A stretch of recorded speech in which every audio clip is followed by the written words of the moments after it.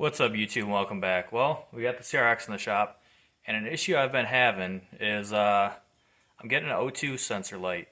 So I went and bought a new O2 sensor, didn't fix anything. So, come to a conclusion, and got a kind of simple fix.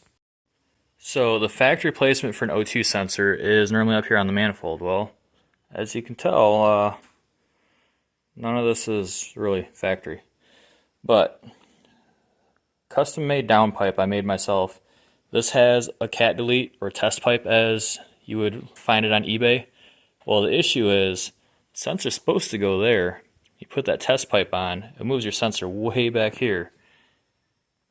And if you don't know how these old one-wire O2 sensors work, is when these heat up, they actually create their own voltage. That wire, that goes to the ECU. The ECU reads that voltage and determines if it's getting enough fuel or not enough fuel. Well, if this isn't getting hot enough and making that voltage, the ECU says, hey, my O2 sensor isn't working. I'm going to go into limp mode and not going to be fun. So, hopefully by moving this back to the manifold where it's supposed to be, it's going to create that voltage it needs and stop going into limp mode. So what my solution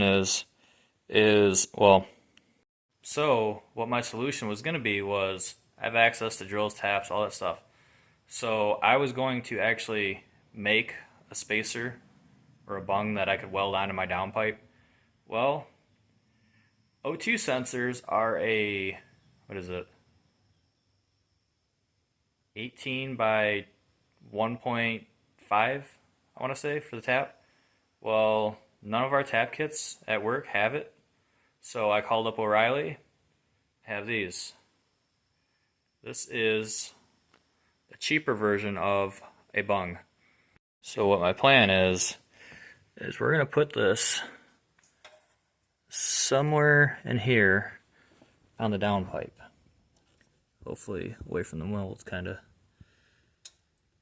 So we're going to go ahead, get a drill a hole, and I think right there will be an easy spot to tap it, or weld it. So we're going to take our bung, say about right there should be an easy spot to weld. And I can get my drill in right there.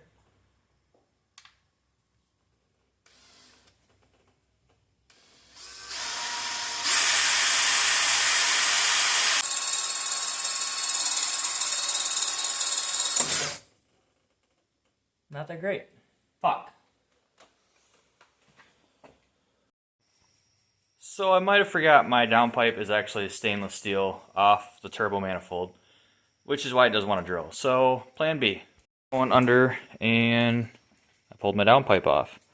So right here is where that sensor's going to go. I'm going to go ahead and clean up all these sloppy welds from when I originally made this and find any leaks. But yeah. Homemade downpipe because it was a universal kit and it did not fit a CRX. Now it does. Well, still not a professional, but decent equipment. A little bit of know-how. Don't worry about all that, that's all old. So back home now. Got the downpipe hanging on there. Go ahead, bolt it back in. Okay, so downpipe is all connected. Go ahead, it's our brand new O2 sensor we just put in, or I just put in a couple days ago. Didn't make a video on it because I want to get it done. Well, I guess we're making a video on it. So I'm hoping with this being up here where it's supposed to be, close to where all the heat is, it should be reading. So I'm going to go ahead and tighten that down. If you don't have one of these, they can be handy. Got this at O'Reilly's, I want to say, a while ago. I don't know what they go for, but it's cut out right there. So you get around the wire.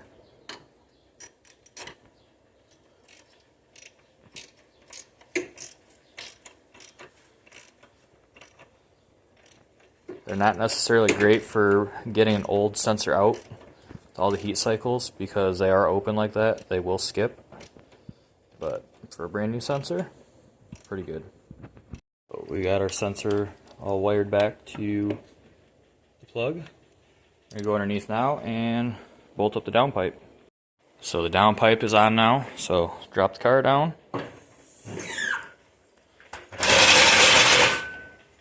Have the battery disconnected so that way the ECU resets itself.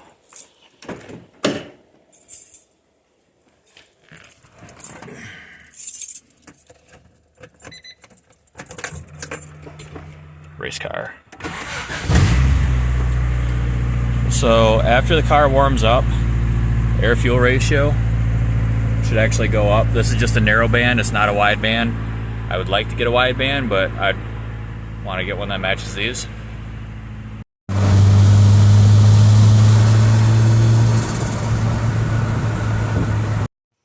So in that last little clip, you can see the air fuel gauge doing that.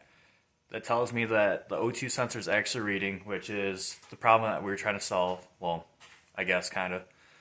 Hopefully that does take care of the check engine light, because now the O2 sensor is actually reading. But like I said, I don't like the narrowband fuel gauge.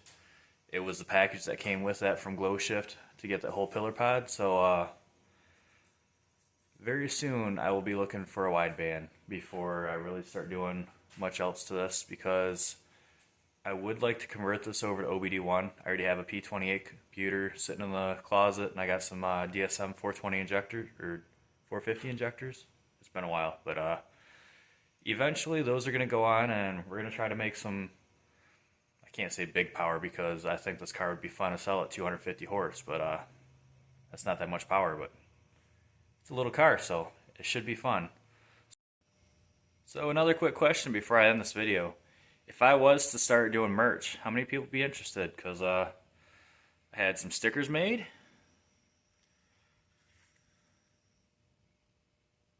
Got a hat made.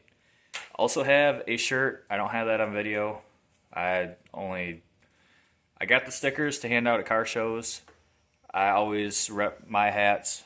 Every single time my hat gets dirty, I get a new one made. I have these designs make them for me, which is a family member of mine. Does great work, quick turnaround, good price, but I am family. So, yeah. So if you see me at a show, ask me for a sticker. I normally carry them on me. If anybody's interested in hats and stuff, let me know, and I'll get the logo on for you. So, thanks for sticking around, and see you on the next video.